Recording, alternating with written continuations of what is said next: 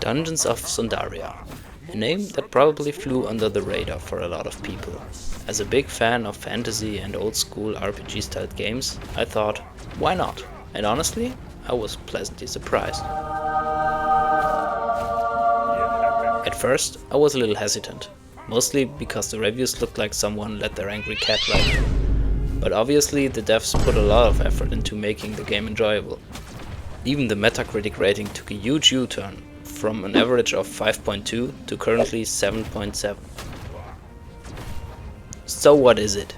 At its core, Dungeons of Sundaria is a third-person fantasy dungeon crawler with light RPG and crafting elements. Think of it as a more accessible, chill version of Diablo, but instead of a top-down view, you're right there, right in the action, shoulder to shoulder, alone or with your party. You've got your classic fantasy classes: warriors, rogues, clerics, champions, wizards, and your job is simple. Get in the dungeon, smack monsters, grab shiny loot, level up, rinse and repeat. The gameplay loop is smooth like butter on a hot pancake. Oh yeah. No annoying tutorials, you just wipe your way through, and the dungeons? They are pretty massive. But unfortunately there is no real map in the game, it's just your mini-map, and that kinda sucks. Now the graphics? They are decent, nothing mind-blowing, but they hold up pretty well and definitely deliver those old school fantasy vibes. Each zone has its own atmosphere and feels different. Within the zones the enemies can get repetitive at times, but hey, it's not a AAA title.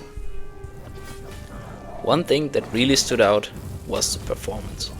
This game runs surprisingly well.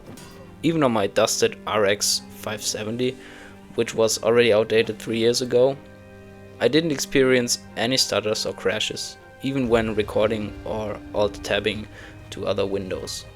For a game that is said to be a buggy mess, this kind of surprised me in a positive way.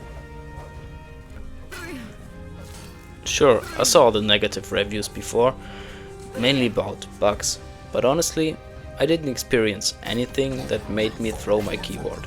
Just a few tiny visual glitches here and there, no game-breaking stuff, no corrupted saves. Probably the devs actually read the feedback, and in this case, that shows me they actually care about their game.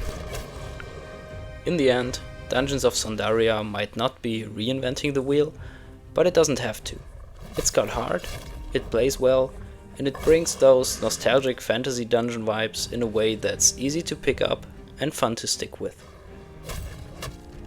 My final verdict?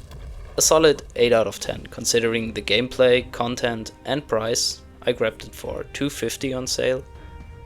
Totally worth checking out if you just want to turn off your brain and dungeon dive for a few hours.